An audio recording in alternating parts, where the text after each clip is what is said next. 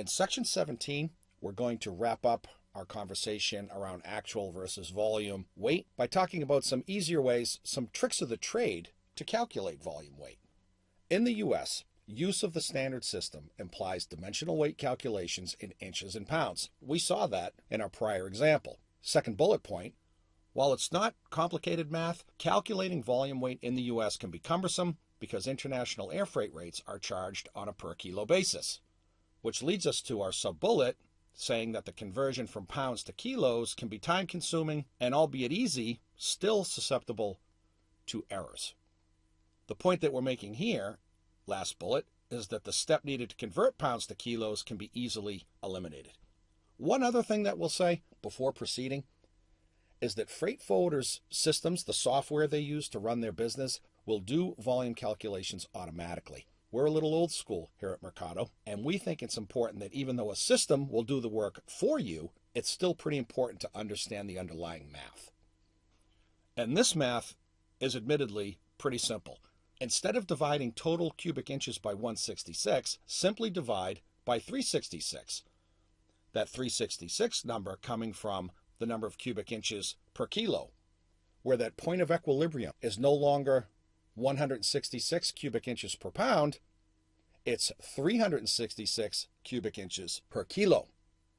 In our second bullet point, we can illustrate by returning to our prior example. When we multiplied our 8 cartons by the dims of those cartons, the total cubic inches came out to 1,451,520. Instead of dividing by 166, simply divide by 366, and what do we get? 3,966 kilos, which was the conversion that we saw when we divided the volume weight into 2.2046. It should be clear that what we're doing here is eliminating the need to convert pounds to kilos. It's automatic when we use 366. As a trade tip, and this will take us back to a topic we covered in some detail, as an importer that controls the freight, there's a term we need to remember. Be sure to provide your forwarder with accurate weight and dimensions of all shipments.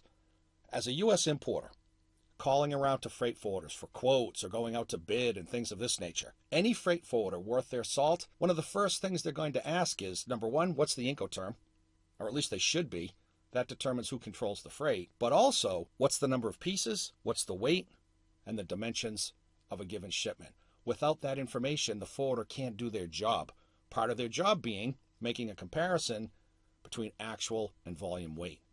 As an importer, if we control the freight, we have to provide the right information to the freight forwarder to get to the right numbers. Now we're going to talk a little bit about the 194 volume rule, a subject that carriers and freight forwarders really don't like to talk about too much. On rare occasions, a 194 volume rule can be used. As we see in the second bullet, the same calculations apply as in the 166 volume rule. It's just that the 194 rule is more favorable for the shipper, for the U.S. importer in our instances. Here's why. Third bullet.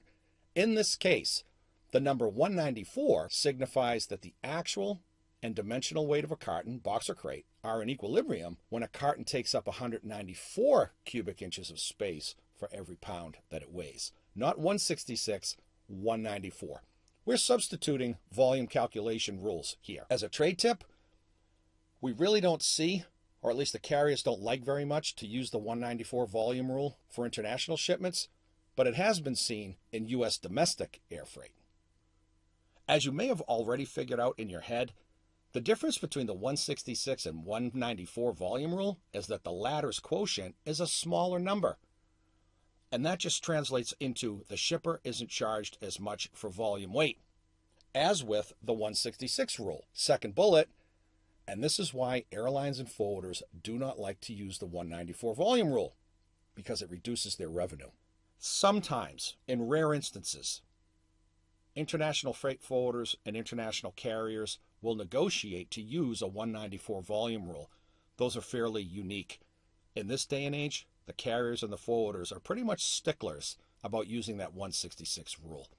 With that said, let's offer a trade tip. To avoid the need to convert pounds to kilos using the 194 rule, divide by 428 instead of 194. 428 being the number of cubic inches per kilo. Same principle as we saw with the 166 rule. From there, the quotient is expressed in kilos automatically. Let's illustrate the difference in kilos between the 166 and 194 volume rule, going back to our previous example of the Boston importer. We already did the 166 rule on the left. Let's run through it quickly. We know that the actual weight of the shipment was 1,134 kilos. We went through that a couple of times. We also know that our total cubic inches were 1,451,520.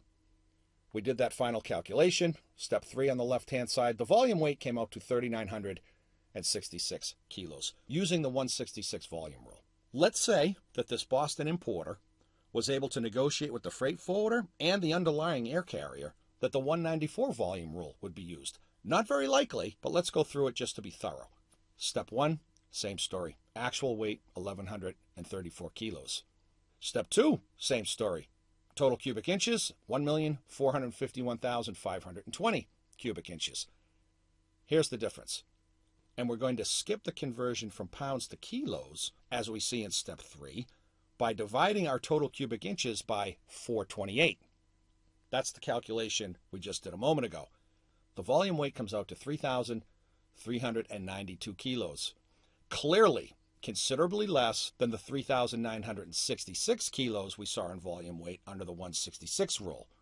The actual result, last bullet, right-hand side, is that the difference in volume weight between the 166 and 194 rule is 574 kilos, meaning that at $3 a kilo, which is the number we plugged into our example, using the 194 rule, this Boston importer is going to save 574 times 3, a considerable savings. Again, not very likely out in the real world. It can happen for sure. We just want to be thorough and present all scenarios. Let's wrap up our volume rule conversation by synthesizing things with the metric system, volume rules and the metric system. As we should know, outside the US, countries use the metric system. Dimensions, for purposes of air freight, are in centimeters and weight is in kilos. In order to calculate volume weight in kilos using the equivalent of the 166 rule, divide cubic centimeters by 6,000. This is when we have the dimensions in centimeters. Length times width times height in centimeters divided by 6,000 will give us the equivalent of the 166 volume rule. Continuing on with this idea of working with the metric system, first sub-bullet point, it's simply 6,000 cubic meters of space for every kilo of space a carton weighs. Previously, it was 166 cubic inches for every pound of space. It's just the conversion, 6,000 cubic centimeters for every kilo of space. When we do the division, the quotient comes out in kilos. Again, in the spirit of being thorough, if we want to calculate volume weight in kilos using the equivalent of the 194 rule, divide cubic meters by 7,000. And the quotient, again, comes out in kilos. Pretty basic stuff, but very important. While recognizing that freight forwarders operating software will do this work. That's clear, but that's not the point. The point is, if we're going to be effective logisticians, effective U.S. importers, forwarders, etc., we need to understand the albeit simple underlying math. Okay, that's it for this section. Upon our return, we're going to continue with the air import service model, moving away from freight consolidation, now talking about direct shipments. We shall see you when you come back.